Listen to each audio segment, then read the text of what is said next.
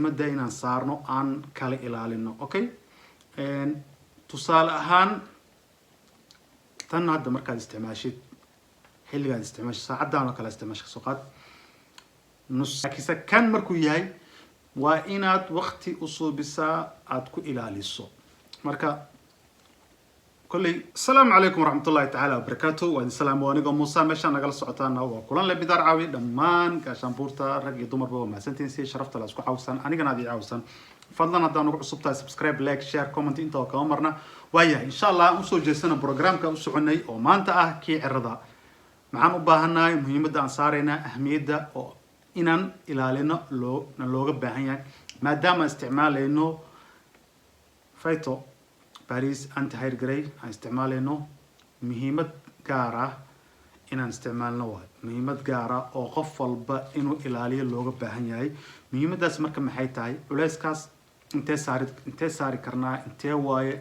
waxaan u baahanahay muxuu yahay waxaas ma shay muhiim ah inaan ilaalino iyo in kale inaan ogaano waa insha allah. bas barnaamijkaas waa gudagalaynaa waa barnaamijka aan insha allah asleenahay inaan horay uga sii socono waa waayahay. marka baashaan waxtarkeeda insha allah waan ogaan doonaa howsheedana waa ku jirnaa inaan insha allah 12 isbuuc ugu soo horeeyo waa xawaay 3 bilood soo ma 12 isbuuc waa 3 bilood. okay 3 isbuuc waa xawaay waa bil wax dhiman waa soo ma isbuuc dhiman 4 isbuucna waxa waaye hal bil waayahay. marka 4 isbuuc oo kale markaan isticmaalno maxaan ku dareemi karnaa waa inaan ogaanaa 5 isbuuc 6 isbuuc intaas oo dhan waa ogaan. markii 12 isbuuc la gaarina waaba arin insha allah oo insha allah markaas ogaan karno waayahay. marka haddaan runtii hadda u gudagalo barnaamijkan aan leenahay maxaa waaye muhiimadda inaan saarno aan kala ilaalino. okay tusaale ahaan tan hadda markaad isticmaashid xilligaad isticmaashid saacadan oo kale isticmaashid soo qaad nus saac kadib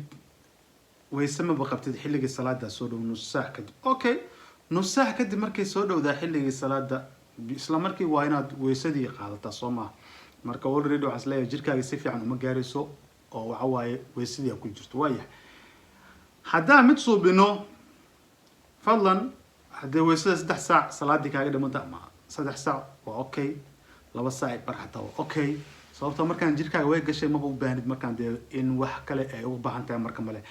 laakiin fadlan waxaan ku dhihi lahaa inaad kala fogeysid xilligaad waysada qaadanaysid iyo xilligaad isticmaalid. tusaale ahaan subaxdii oo kale aad isticmaashay waa okay duhurkii markaad soo kacdo macnaha subaxdii aad shaqo aadayso kale isticmaasho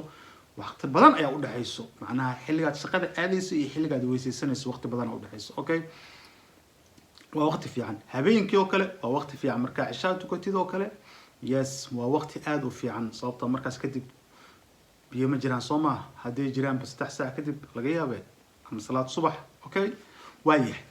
marka waa arintaas waay arin muhiim waay oo loo baahan yahay in waqtigaas lagu fakaro la ilaaliyo oo taxadar dheeraada la suubiyo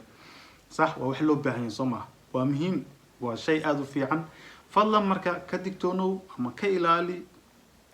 waqtiyadaas oo kale inaad isku beegto waa haddaad isticmaashid waay waa haddaad isticmaashid. haddaad midka kaniiniga isticmaashidna kaas kaba sahlan kaas waqtiga ma leh badee dhibaatana ma leh insha allah kaas waqtina ma jiro dhibaatana ma jiro insha allah. sidaan jeclahay waa uun kaniinigaaga laq waa isku dhamaatay waxa waaye wabillahi tawfiiq waay kaas. laakiinse kan markuu yahay waa inaad waqti u suubisaa aad ku ilaaliso. marka kolley markaan ka sheekeyn doono insha allah 6 isbuuc markii la gaaro markaasay sheekadina shidmaysaa markaasay muhiimadeen ugu badan ayay tahay insha allah. inta ka horeysa waxa waaye waa uun muraajaco iyo inaan fikradii aan dadaalno oo isbedelkiisa aan ku heleen wadadeeda inaan marno. mar walbana waa idin sheegaa inaad luxdo waay inaad luxdo intaad isticmaalin ka hor. marka ma garan doono ma intaasoo keliya loo baahan yahay anigaba ku badiyaan baashina xoogaa waa yartaa horta waa 50 ml ma ogtahay 50 ml waaye 50 ml waa 50 ml marka waxaas dhahaba mar baashiiba dhaqso amay dhamaataa saasama isdhaama intaas yaraa loo baahan yahay oo kaa badan isdhaa runta haddii laga hadlo soo isticmaalaya inay qalad tahay dhici karto ma fahanti in ay qalad tahay ayaa dhici karta marka fadlan inaan ilaaliyo waayo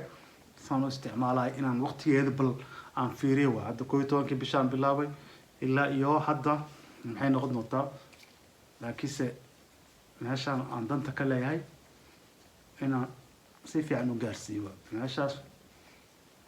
inaan si fiican u gaarsiiyo waaye okay waaya marka hadda waxaan u gudbayaa insha Allah qaybteeni madaxa ayaan u gudbayaa iyadana waxa waaye meeshaas aydan inta u baahanahay qaybta u baahanahay qaybahaas kale waxa waaye waa inaan mariyaa waa in iyadana aan mariyaa kuna masaajiyaa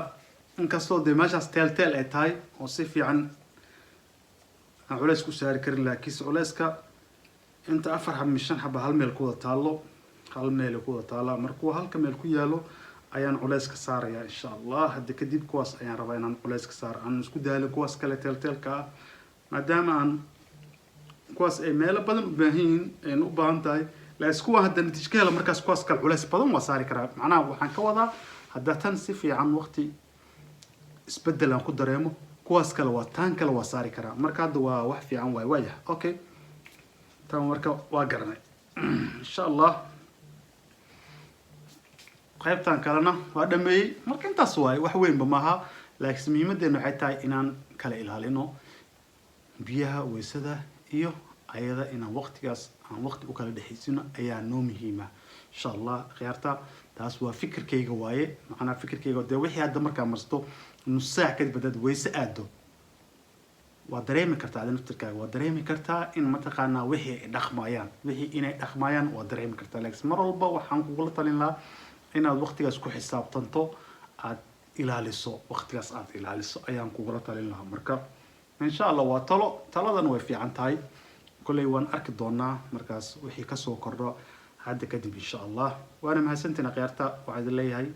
haydin waxnaato maalinta waa kana waa balanteen insha Allah assalamu alaykum wa rahmatullahi ta'ala wa barakatuh